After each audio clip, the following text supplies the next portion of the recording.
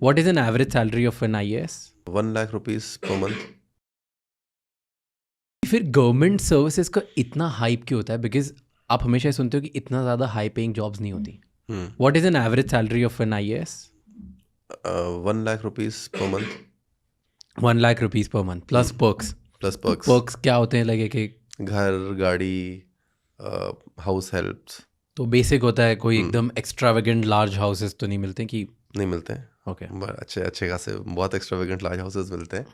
और अगर आप डिस्ट्रिक्ट में जब तक पोस्टेड रहते हो तो यूजुअली सबसे बड़ा बंगलो आपका रहता है। ओके. अगर आप छोटे डिस्ट्रिक्ट्स में हो। ओके. बड़े डिस्ट्रिक्ट्स में तो बहुत पैसे वाले लोग हैं, तो उसमें तो हमारा बंगलो छोटा हो जाता है।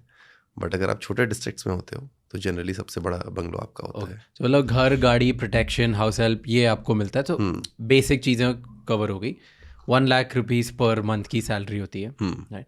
But it's still not one of the highest paying. Not at all. Not at all, right? और इसमें ये कब तक मिलता है? जब तक आप सर्विस में रहते हो तब तक? हाँ, जब तक और सर्विस। कितने साल तक सर्व कर सकते हो? 60 till the age of 60 60. And 60 के बाद क्या मिलेगा फिर?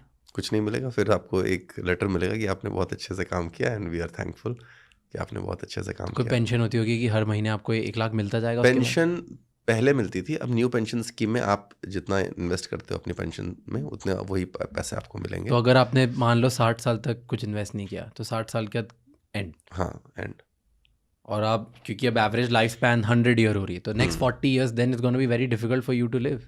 या अगर आपने कुछ और नहीं किया या आपने अपना करियर के बारे में नहीं सोचा तो इट विल, मतलब ये कि प्रॉपर जॉब जैसी होगी, हाई पेइंग जॉब है. हाँ, आपको इसी टाइम में, बट इस जॉब में स्कोप है कि आप और पैसे कमा सकते हो या आगे और आप प्रमोशंस हो सकते हैं आपके? कैसा हो सकता है कि 1 लाख से अगर मुझे और ऊपर जाना है? धीरे धीरे आपको, अभी तो क्या है कि हमारे यहाँ पे कमीशंस होते हैं, तो वो सैलरी आपकी डिटर्मिन करते हैं कि कितनी होनी चाहिए, कंसिडरिंग इन्फ्लेशन कितना है, कॉस्ट ऑफ लिविंग कितनी हाई हो गई है। तो धीरे धीरे इंक्रीज करते रहते हैं बिकॉज गवर्नमेंट चाहती है कि भाई आप सबसे प्राइम ऑफिसर्स आप ही हैं। Indian administrative service, Indian police service, ये सब ना टॉप के सर्विसेज हैं गवर्नमेंट ऑफ इंडिया के, इससे ऊपर कोई सर्विस नहीं है। तो गवर्नमेंट चाहती है कि आप लोगों को ज़्यादा से ज़्यादा टैलेंट हम उनको इनवाइट कर सकें, उनको Yes. बुला सकें और अट्रैक्ट कर सकें। तो उसके लिए गवर्नमेंट अपना बेस्ट देती है कि भाई ये हमारी सैलरी है, ये हमारे पर्क्स एंड प्रिविलेजेस हैं, आप लोग आइए और ज्वाइन करिए। बिकॉज जब आप आएंगे, ज्वाइन करेंगे तो बेस्ट ब्रेन्स ज्वाइन करेंगे तो गवर्नमेंट और ऊपर जाएगी और एफिशिएंसी बढ़ेगी। ये गवर्नमेंट की मंशा होती है, तो वो कोशिश करते रहते हैं आपको जितना भी बेस्ट कर सकें वो देने की। बट एज यू नो कि रिसोर्स कंस्ट्रेंट तो रहेगा ही ना हमेशा गवर्नमेंट में, तो government can not be the best पे मास्टर।